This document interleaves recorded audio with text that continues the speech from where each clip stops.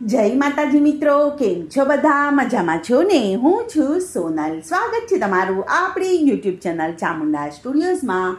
મિત્રો, આજે હું તમારી માટે લઈને આવી છું અષાઢ મહિનામાં આવતી સુદ પક્ષની એકાદશી એટલે કે દેવશયની એકાદશી અથવા તો નિયમની એકાદશીની કથા વાર્તા અને મહિમા. તો ચાલો આપણે સાંભળીએ કથા. દર મહિનામાં 2 વખત એકાદશી આવે છે. આ રીતે વર્ષના 12 માસની 24 એકાદશી થાય છે. તેની સાથે દર 3જા વર્ષે આવતા અધિક માસની શુક્લ પક્ષ અને કૃષ્ણ પક્ષની 2 એકાદશી ઉમેરતા કુલ મળીને 26 એકાદશી થાય છે. ઘણા ભાવિકો ભક્તિભાવપૂર્વક આ 26 એકાદશીઓ ઉપવાસ અને એકટાણા કરીને કરે છે. કેટલાક ફરાળ કરે છે. કેટલાક ભાવિકો તુલસીના પાન ઉપર રહે એટલો જ ખોરાક એક જ વખત આરોગે છે અને જળ, દૂધ અને ચા લઈને દિવસ પૂરો કરે છે. એકાદશીના દિવસે મોઢું વશમાં રાખવું અને આખો દિવસ ભગવાનની ભક્તિ અને કીર્તન કર્યા કરવું. એકાદશી વ્રત કરતા હોય તેમણે કોઈ પણ જળાશયમાં જઈને સ્નાન કરવું ઉત્તમ ગણાય છે. સ્નાન કર્યા પછી શુદ્ધ વસ્ત્ર પહેરી ઈષ્ટદેવનું પૂજન અને ધ્યાન ધરવું. આ દિવસે જૂઠું બોલવું નહીં, નિંદા કરવી નહીં, હિંસા કરવી નહીં અને યથાશક્તિ દાન કરવું. દીપ દાન કરનારને ઉત્તમ ફળ મળે છે. એકાદશીનો દિવસ અને રાત્રિ પ્રભુ સ્મરણ અને પ્રભુ કીર્તનમાં વ્યતીત કરવા. એકાદશીમાં વ્રત, ઉપવાસ, સ્નાન, ધ્યાન અને દાનનો મોટો મહિમા છે. વ્રત કરનાર ઉપર અને વ્રત કથા વાંચનાર તથા સાંભળનાર ઉપર ભગવાન વિષ્ણુ પ્રસન્ન રહે છે અને જેના ઉપર ભગવાન પ્રસન્ન હોય તે ભાવિક ભક્તોને કોઈ પણ પ્રકારનું દુઃખ રહેતું નથી. ભાવિકોએ એકાદશીના આગલા દિવસે રાત્રે દાંતણ વડે મોઢું શુદ્ધ કરીને કોગળા કરીને સૂઈ રહેવું. ઊંઘ ન આવે ત્યાં સુધી ભગવાન વિષ્ણુનું સ્મરણ કર્યા કરવું. વ્રતધારીઓએ એકાદશીના દિવસે પ્રાંતઃકાળે ઉઠી નિત્ય કર્મથી પરવારી સ્વચ્છ વસ્ત્રો પહેરી ભગવાનનું ધ્યાન અને સ્મરણ કરવું. પછી વિધિપૂર્વક ભગવાનની શ્રીહરિની પૂજા કરવી. વ્રત કરનાર ઉપવાસ કરે તો તે ઉત્તમ ગણાય છે. એકટાણું પણ કરી શકાય છે. એકાદશીના દિવસે તીર્થમાં સ્નાન કરનારને ઉત્તમ ફળ મળે છે. એકાદશીના દિવસે થોડું પણ દાન પુણ્ય કર્યું હોય તો તે અનેક ગણું થઈ જાય છે અને જો તે વિધિપૂર્વક કરવામાં આવ્યું હોય તો તે પર્વત જેવડું મોટું થઈ જાય છે. એકાદશીના દિવસે આ પ્રકારે ભગવાન વિષ્ણુનું પૂજન કરી અને પછી 12ના દિવસે પ્રાંતઃકાળે ઉઠી નદી અગર જળાશય જઈને સ્નાન કરવાનું. જપ, ધ્યાન વગેરે કરી ઘેર આવી અને વિધિપૂર્વક ભગવાન વિષ્ણુનું પૂજન કરવું. વ્રતની પૂર્ણાહુતિ અર્થે બ્રાહ્મણોને જમાડી અને દક્ષિણા આપી અને રાજી કરવા અને નારાયણની પ્રસન્નતા માટે ગુરુજીની પૂજા કરવી અને દક્ષિણામાં શક્તિ હોય તો ગાય ભેટ આપવી. તો મિત્રો, આ પ્રમાણે હતી એકાદશીની પૂજન અને વિધિ. હવે આપણે દેવશયની એકાદશીની વાર્તા સાંભળશું. ધર્મરાજ યુધિષ્ઠિરે શ્રી કૃષ્ણ ભગવાનને પ્રશ્ન કર્યો કે હે કેશવ, મારે હવે અષાઢ સુદ એકાદશીનું નામ તથા મહાત્મય જાણવું છે, તો કૃપા કરીને મને કહો.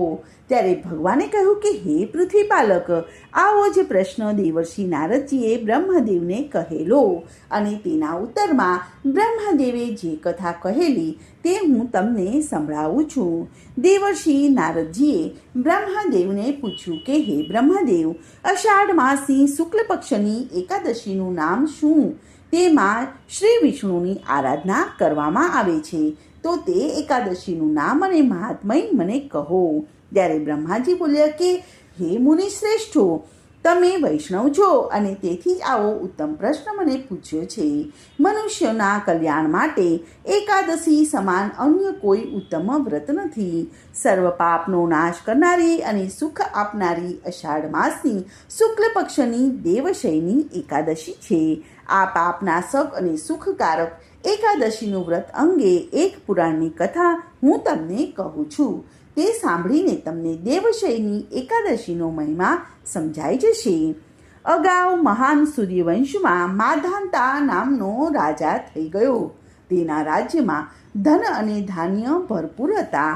આવું સમૃદ્ધ રાજ્ય માધાનતા રાજાએ ઘણા વર્ષો સુધી ચલાવ્યું, પરંતુ એક વખત રાજાના કોઈ પાપ કર્મને લીધે રાજ્યમાં દુષ્કાળ પડવાથી પ્રજા ત્રાહી ત્રાહી પોકારી ગઈ અને પશુધનનો નાશ થવા માંડ્યો.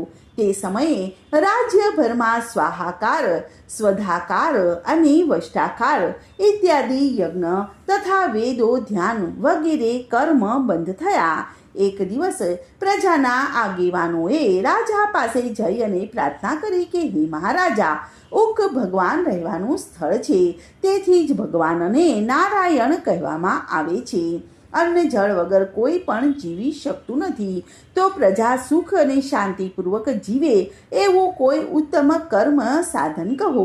ત્યારે રાજાએ કહ્યું કે મેં પુરાણોમાં એવા ઘણા બધા દ્રષ્ટાંતો સાંભળ્યા છે કે રાજાના અનાચારથી પ્રજા દુઃખી થાય છે, પણ હજી સુધી મેં કોઈ પણ પાપ કર્મ કરેલું નથી. તો પણ પ્રજાના કલ્યાણ અર્થે હું એ જાણવા માટે બનતો પુરુષાર્થ કરીશ. બીજે જ દિવસે માધાનતા રાજાએ મોટી સેના તૈયાર કરી અને પોતે સેના સાથે ઘોર જંગલમાં ગયો, જ્યાં મહર્ષિ અગિરસનો આશ્રમ હતો. ત્યાં જઈ અને રાજા મહર્ષિના ચરણોમાં પડી અને કહેવા લાગ્યો કે હે મહાત્મા, હું રાજ્યના પ્રજાને પુત્રની જેમ પાળું છું. મારો કે પ્રજાનો કોઈ અનીતિપૂર્ણ વ્યવહાર નથી, છતાં રાજ્યમાં દુષ્કાળ કેમ પડ્યો છે? મહર્ષિ અગિરસે કહ્યું કે હે રાજન, તપથી બધું જ થઈ શકે છે, પણ આ યુગમાં તપ કરવાનો અધિકાર માત્ર બ્રાહ્મણને જ છે. મને ધ્યાનથી એમ જાણવા મળ્યું છે કે આપણા રાજ્યમાં ગમે તે સ્થળે કોઈ શૂદ્ર તપસ્યા કરી રહ્યો છે અને તેને શોધીને તેનો વધ કરો, જેને લીધે જ દુષ્કાળ પડ્યો છે. રાજા કહે કે હું તો ન્યાય અને નીતિથી રાજ્ય ચલાવું છું, કોઈ નિર્દોષને મારાથી કેવી રીતે મારી શકાય? આ સાંભળી અને જ્ઞાની અગિરસ મુનિ બોલ્યા કે તું અષાઢ માસની શુક્લ પક્ષની દેવશયની એકાદશીનું વ્રત કર. તે વ્રતના પ્રભાવથી મેઘરાજાની કૃપાથી ઉત્તમ વૃષ્ટિ થશે. આ એકાદશી સર્વ સિદ્ધિને આપનારી અને સર્વ ઉપદ્રવોને દૂર કરનારી છે. હે રાજા, તારી સાથે પ્રજાજનો પણ દેવશયની એકાદશીનું વ્રત ભક્તિભાવપૂર્વક કરશે તો સત્વર તેનું ફળ જરૂર મળશે. તારું કલ્યાણ થાવો. રાજા મહર્ષિને નમસ્કાર કરી અને પોતાના રાજ્યમાં ગયો અને પ્રજામાં સંદેશ આપ્યો કે અષાઢ માસ બેસે એટલે શુક્લ પક્ષની દેવશયની એકાદશીએ બધાએ ભક્તિભાવપૂર્વક વ્રત કરવાનું છે, જેથી બધું જ સંકટ ટળી જશે. દિવસોને વીતતા ક્યાં વાર લાગે છે? જોત જોતામાં અષાઢ માસી શુક્લ પક્ષની દેવશયનીનો પવિત્ર દિવસ આવી પહોંચ્યો. આ દિવસે રાજા સહિત પ્રજાએ ઉપવાસ કરીને વ્રત કર્યું. તેથી બીજે જ દિવસે મેઘની વૃષ્ટિ થઈ અને સૂકી ધરતી ભીની થઈ. થોડા જ દિવસોમાં ખેતરો ધન અને ધાન્યથી લહેરાઈ ઉઠ્યા. જળાશયોમાં પુષ્કળ પાણી ભરાઈ ગયું. આમ મનુષ્ય અને પ્રાણીઓના દેવશયની વ્રતના એકાદશીના પ્રભાવથી લીલાલેર થઈ ગયા. આ દેવશયની એકાદશીનું વ્રત કરનાર, તેના મહાત્મયની કથા વાંચનાર તથા સાંભળનાર સર્વ પાપોમાંથી મુક્ત થઈ અને સુખ ભોગવે છે. મોક્ષની ઈચ્છા કરનારેને આ વ્રત અવશ્ય કરવું જોઈએ. ચતુર્માસના વ્રતનો આરંભ પણ આ અષાઢ માસી સુદ પક્ષની એકાદશીથી જ થાય છે. આ એકાદશીને પદ્મા એકાદશી પણ કહેવામાં આવે છે. બોલો કૃષ્ણ કનૈયા લાલ કી જય.